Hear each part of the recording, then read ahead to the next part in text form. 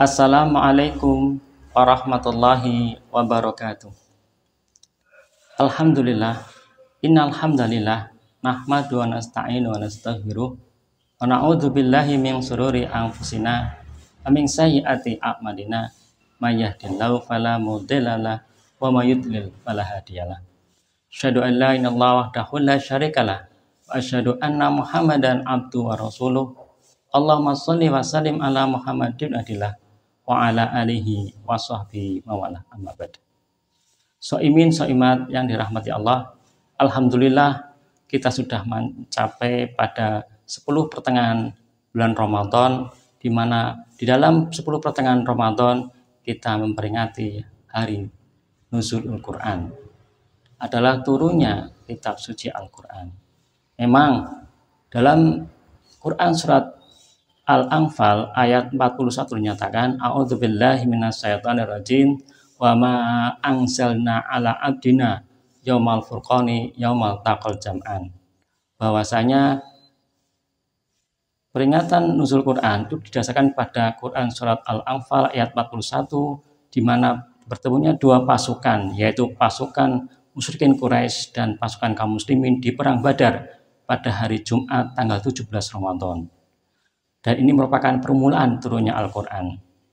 Dan yang penting daripada memperingati turunnya Al-Quran adalah apa sih sebenarnya fungsi Al-Quran itu diturunkan kepada kita manusia.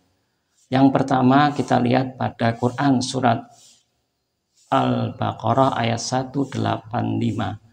Dinyatakan a'udzubillahi minasyaitonirrajim syahrul ramadhana alladzi unzila fil qur'anu hudalin nasi wa bayyinatin minal huda wal furqan.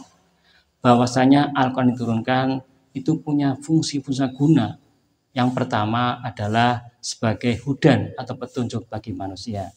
Sebagai petunjuk adalah sebuah jalan yang benar, di mana petunjuk itu adalah sebagai pedoman hidup bagi manusia agar bisa sampai selamat dunia akhirat. Karena itu seperti sebuah pelita, di mana pelita itu sebagai obor, sebagai jalan untuk menuju tempat tujuan. Kalau nggak ada pelita di malam hari, maka tidak akan pernah sampai kepada tujuan. Itulah fungsi pada Al-Quran sebagai petunjuk bagi manusia di dunia ini.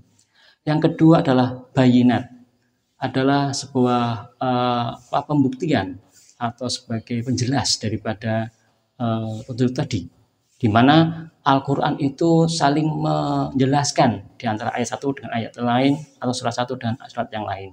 Sehingga kalau misalnya ada yang kurang jelas, maka ada di dalam Al-Quran dijelaskan seperti itu.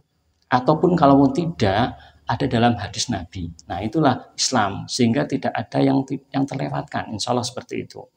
Kemudian yang ketiga adalah sebagai Al-Furqan, sebagai pembeda antara hak dan batil.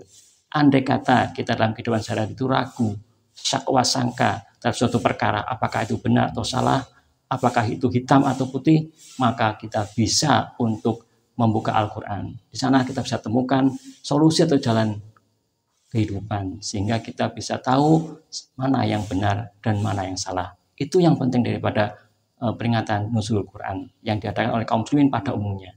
Karena itu kita berharap kita termasuk orang istiqomah terhadap kitab kita, karena itulah mujizat dari Allah kepada Rasulullah sampai akhir zaman sebagai petunjuk. Nabi mengatakan di akhir hayatnya mengatakan taraktu fikum amroini lang tadillu abada.